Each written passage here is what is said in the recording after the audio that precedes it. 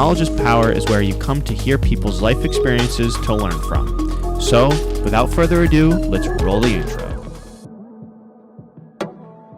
Stay hungry, stay foolish.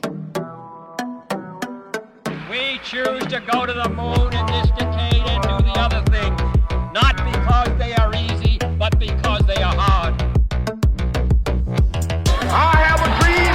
Will one day live in a nation where they will not be judged by the color of their skin, but by the content Hello of their and character. welcome back to the Knowledge is Power podcast. This is your host, Max Willett. Today I got another great guest on, so if you could go ahead and introduce yourself, that would be great. Awesome. Hey, Max. My name is Adam Dow. I sell real estate in the Lakes region. I've been doing that for about 22 years. I've assembled a team of area experts around the state, so now we sell luxury real estate from the seacoast, lakes, and mountains, pretty much the east side of New Hampshire for now. Awesome, yeah. So for those of you that don't know, been a little hiatus for the podcast, but I'm not going to really get into that. But I've been working with Adam for a little over a year now, which is crazy to say. I think I met you, I want to say, almost 2 years ago. Well, I taught in your market center, right? Yes. Yeah. So you came down to Warwick when I was in Rhode Island. Yeah. And I told you I was interested in getting my New Hampshire real estate license, and it only took me like 5 months to get to do that. Well, and then, a lot of people say it, and I never hear from them again. So at least you're here. Yeah, I guess so. Yeah, and for those of you that know me too, I'm not great at taking tests. So, I was proud that it only took me a couple attempts to pass the New Hampshire exam. But yeah, so let's get into a little bit about your background. I know you said you had been in real estate for 22 years, so almost as long as I've been alive by 2 years now, which is crazy. But so let's hear, your background before real estate and sort of what brought you up to real estate, and then we'll get into your real estate career. All right, so we're in Wolfboro. This is our Wolfboro office. This is where I was born. My father was born in that hospital. I've actually got 9 generations in this area. So The first thing I wanted to do when I graduated high school is leave because I thought it was a sleepy town, not a lot to do. So I went off to business school at UNH. I got an internship in that So hold on a second. You wanted to get out of here, so you went to UNH. Well, it was my first stepping stone. I didn't go very well. I got into Babson and Bentley. Okay. But the tuition for Babson and Bentley at the time, my parents are like, no, you're going to UNH. Yeah. So I was like, all right, fine. Sorry. So I did the internship while there. I ended up working for that company for about 9 years. It got to the point where we were in Pease Tradeport, and then we moved to Bow Street, which is an amazing place to have an office in downtown Portsmouth. And we were looking at venture capital money to do a .com back when .coms were roaring.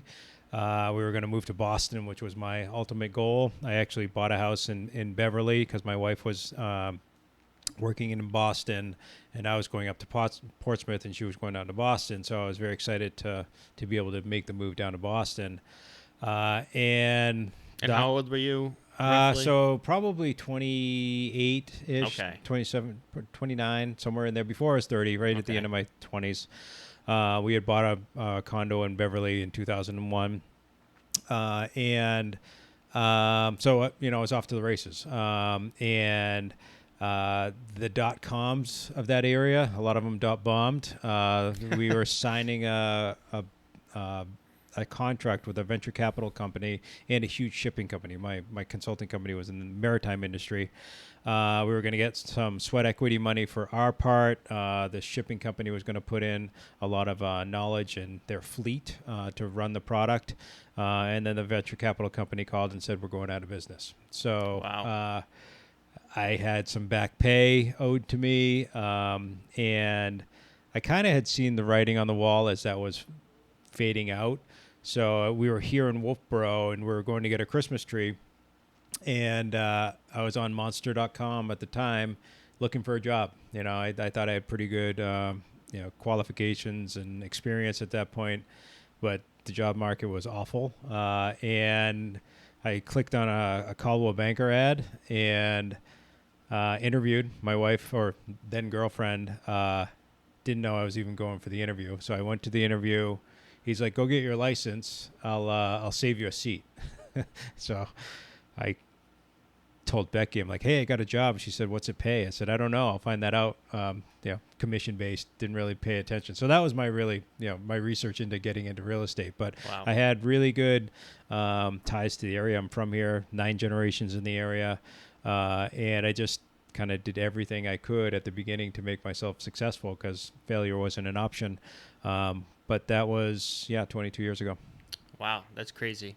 Very interesting story to go from, a .com and then ended up bringing you back up to here through real estate. So that's Well, what was pretty cool interesting. about the .com, I did everything but the consulting in that company. Like I Okay. did the accounting, I did the PowerPoint. Yeah. We did training on board ships, so I designed the training manual. So Oh, wow. that was our Canva. Like when I Yeah. was starting out, so I could make really nice brochures when I got. So a lot of the things in that consulting job, my old boss thought it was funny when he would have me negotiate with his clients.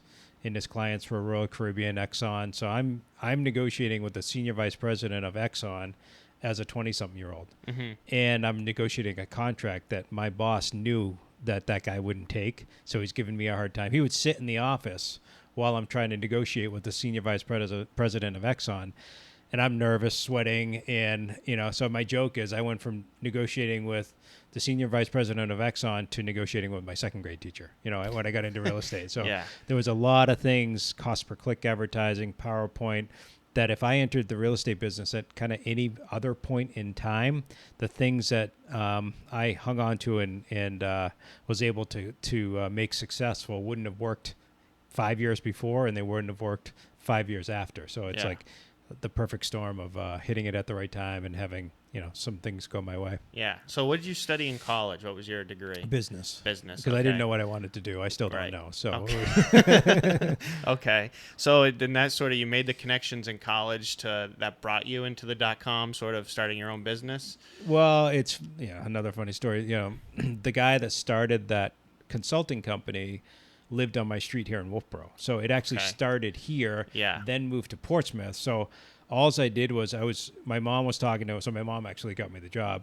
But it was just a resume booster. It wasn't, it wasn't for a long term. I ended up being there for 9 years. And when we were doing the .com, I was a partner. So I was stood to make some good money because I was there for the 9 years and made my way up to, a decision maker type position. It just didn't work out. All right. So you graduated college, you got into consulting. Yep. And then from consulting, you went and started this .com business. The Right. consulting company was the .com. Was the so .com we were going to be the business. training, the consulting, and then we were, because it was in the maritime industry, Yeah. so ship to shore communication Yeah. was challenging. Yeah. So we were using a technology that kind of it would sync. It was Microsoft SharePoint at the time, and so once they had a satellite link, it would sync because management systems is all about the ships rising with the tide. And if you think about a company with a whole fleet of ships, this person would be changing the oil in this way, and this person would be changing the oil in that way, or this person would have a safety thing this way, and everybody would be doing their own thing. So having a management system that found out the best practices was very good for the shipping industry. So that's what my company did, is go Yeah. in, find out what the best practices were, standardize them, and then you could improve them from there. But the VC aspect was the whole technology around it to make it easier. Interesting. So what were some of the biggest challenges in starting your first business for you? Because I know it's different for everybody, but what were some of the In challenges? real estate? No, for your .com business. Well, so that was, it was me coming in. My challenge was being young and not having some experience there is some experience that comes from things failing. Like I kind of thought everything's going to be great, and you don't know what it is to have something go wrong. So when things started going wrong, that's some of the life lessons that you learn of. All right, not everything's going to be perfect. This is, what are you going to learn from it? How are you going to react to it? So that was I wouldn't say it's the hardest thing, but it was one of the, things that I learned from that situation is when things don't work out, how are you going to react? How are you going to hold yourself accountable? How are you going to handle yourself in the situation? That's what I've taken with me into real estate. Yeah. So do you remember the exact moment when, you kind of realized that the business was going to fail? Do you remember that exact moment? Well, we had tickets purchased to Hong Kong to sign the papers, and they called us up. So that was a pretty defining moment of, all right, this isn't going to happen. And then they still tried to save it, and that's when I started, looking online. And I wasn't really planning to take a real estate job. It just happened that I went in there and just ended up doing it. What was going through your mind? I know, I'm sorry to harp on the failure, but what was going through your mind at that moment? Like, what was your initial thought? Like, what was going through your mind? Well, fortunately, I'm not I'm a more, all right, what's the next step? Like, if someone tells me bad news, I'm right to solution. Right. And so I'm like, all right, what's the opportunity? Like, I like change because I know some people just like try to hold on to what's been known or hold on to what the way it's been. I'm more like, all right, what's the opportunity? What are we going to do? Like with the Department of Justice thing this past year with buyer agencies, like, all right, what's the opportunity? Right. So I don't necessarily get upset with bad news. I'm more of, all right, what's the next step? I go right to action. Where do you think that stems from? My mother's very optimistic. I'm not somebody who likes conflict, so I'm not going to harp in an argument. I'm going to find solution. I'm a faith-based person, so I do think that there's a plan for all of us. So I'm just, whatever's meant to be is going to happen. So if you're going to be disappointed on something, it's only wasting time. Yeah, I guess that's a really great outlook. It helps a lot, I guess. Well, I've had a couple different words, like, not everything goes smoothly all the time. And a couple of years ago, I had to really focus on the abundance word. Like, I believe in abundance, not scarcity. And then if a situation presented itself that made me question that, I had, all right, what do I believe? Do I truly believe in abundance? In making this decision, if I go this way, it's a scarcity mindset. Mm-hmm. So if I'm an abundance type person, I can't make that decision. So I would have to make the decision from abundance if I really believed in that. So there was a year that I went through kind of some hard things, some people leaving the team, just different things. Real estate isn't always, really, really good, and running a large team isn't always really, really fun. But if I stay in that abundance mindset, it certainly helps. Yeah, wow. So you applied for Coldwell Banker, you got your license, you started in real estate. Yeah. What were the first steps, to get your business running when you first started?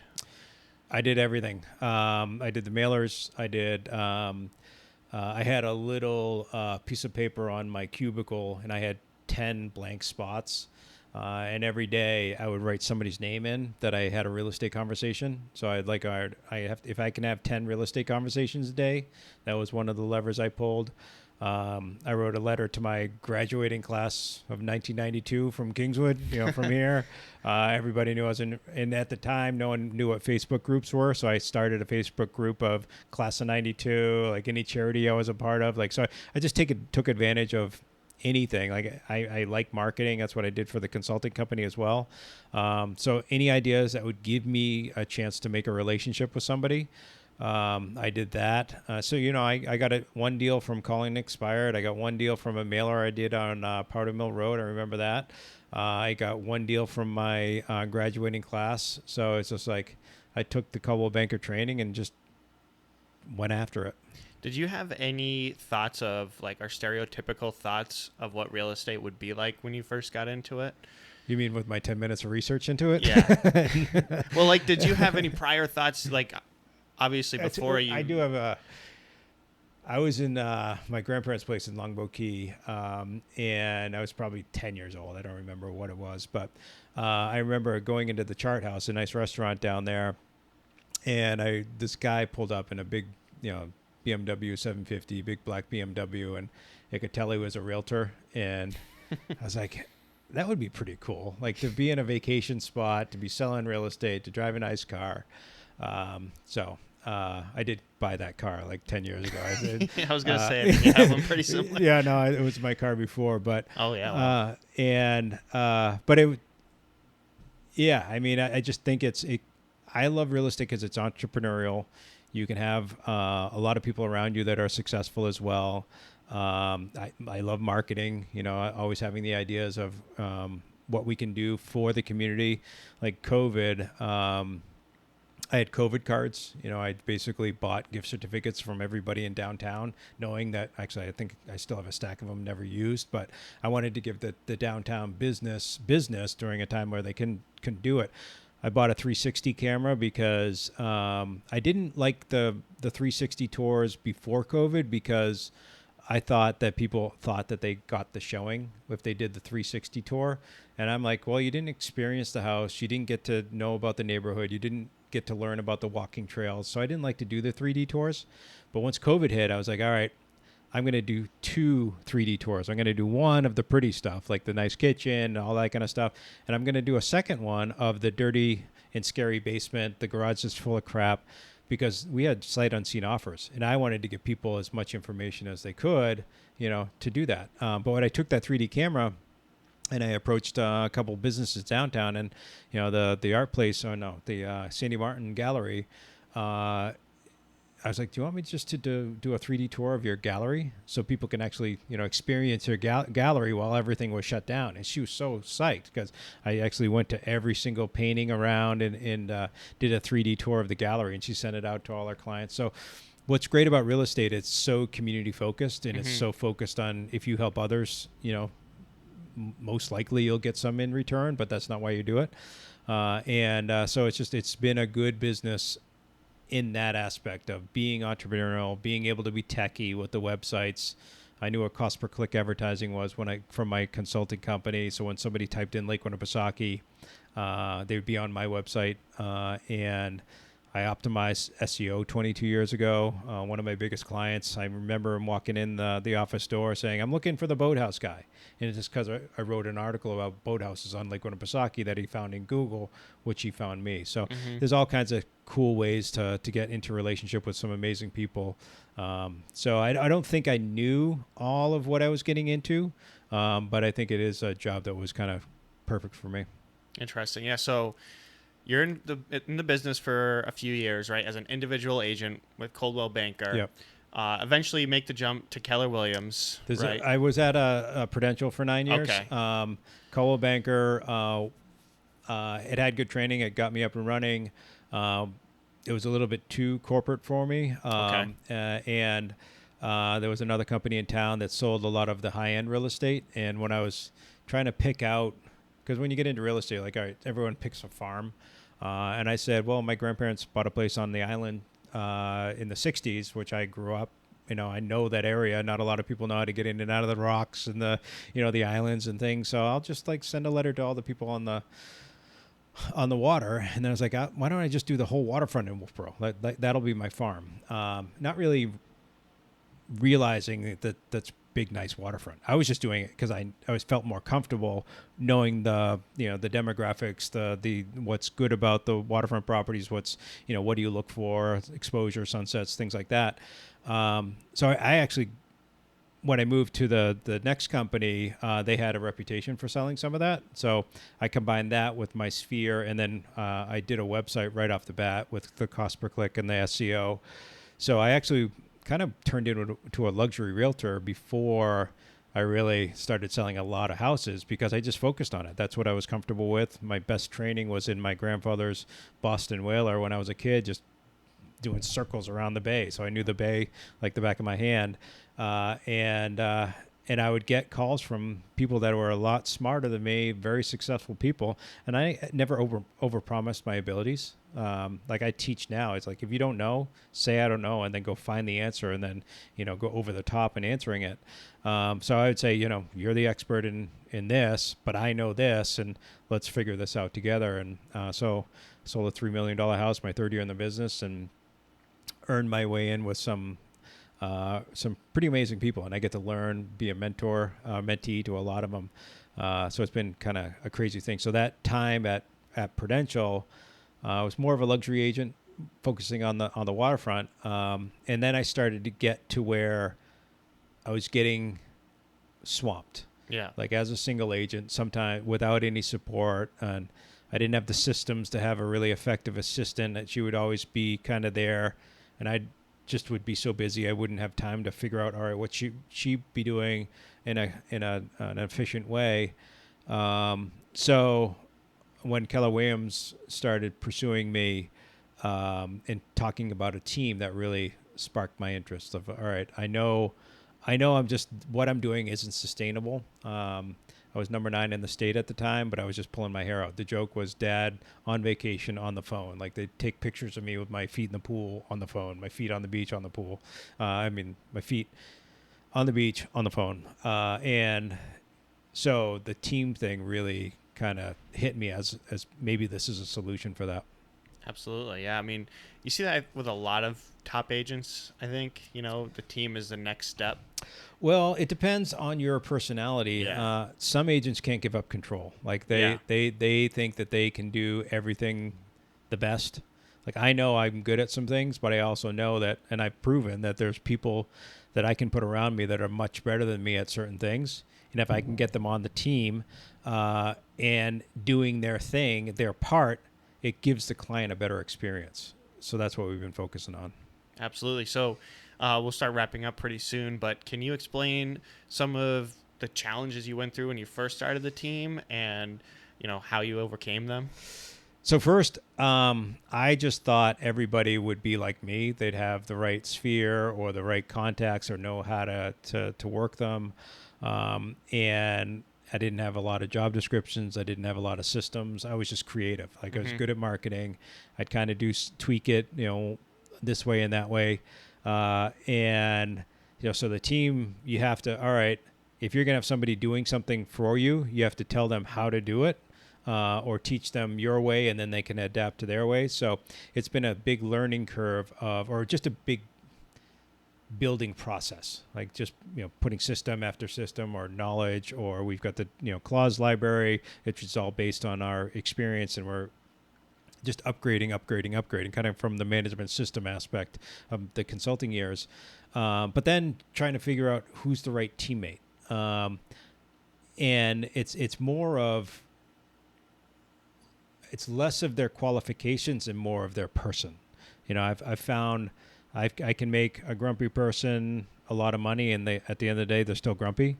But if I make a grateful person some money, they actually are more grateful. And if you've got good culture, that whole scarcity or abundance mindset, I like the abundance mindset in team members. So it's more about, all right, who's the individual? We can teach them real estate. We can put the systems behind them. We can market the crap out of them and their listings.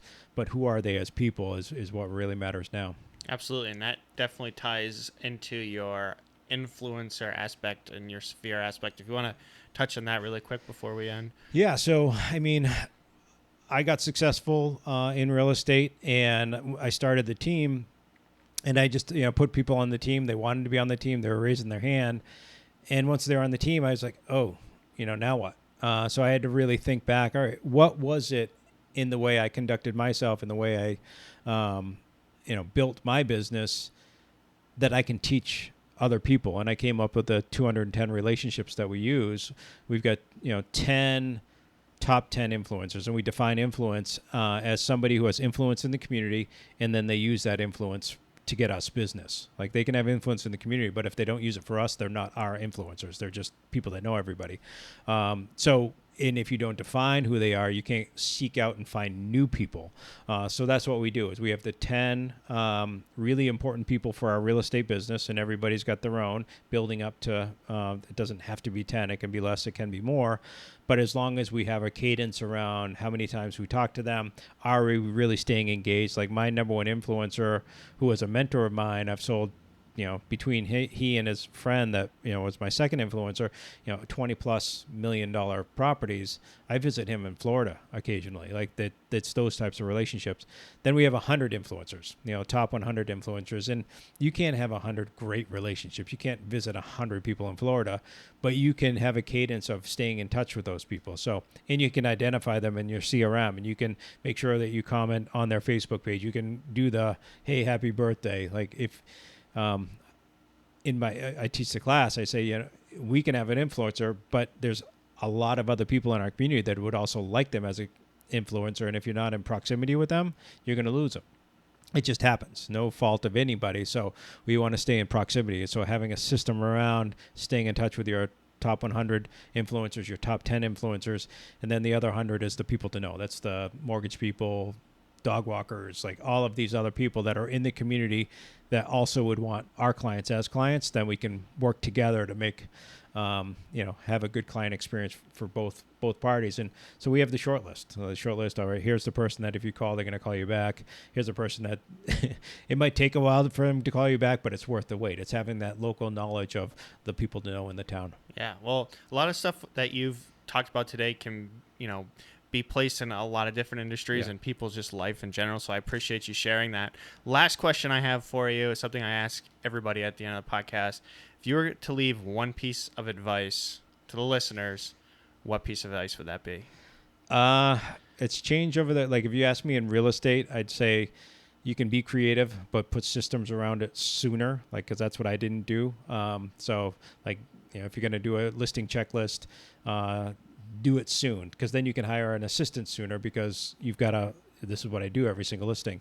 But if you're a goal-oriented, type of person, driven person, once you reach a certain level or a certain platitude, it's not going to be as happy as you want, or you're not going to feel as satisfied as you think you're going to. Like I'm in some pretty amazing rooms. It was 180,000 people in Keller Williams. I made the room that only has the top 70 in it. And like in the rooms, it's always people. There's some people that are just, they're satisfied. They've enjoyed the process of getting there. And there's some people that are looking for the next room. So if you're only looking at the outcomes and not enjoying the process, then you're going to be disappointed. Yeah, well, thank you so much for sharing that, and really appreciate you taking time out of your busy day to come on the podcast and talk. So thank you very much. You're welcome. Thanks for having me. All right. Thanks for listening, everybody, and we'll catch you in the next one.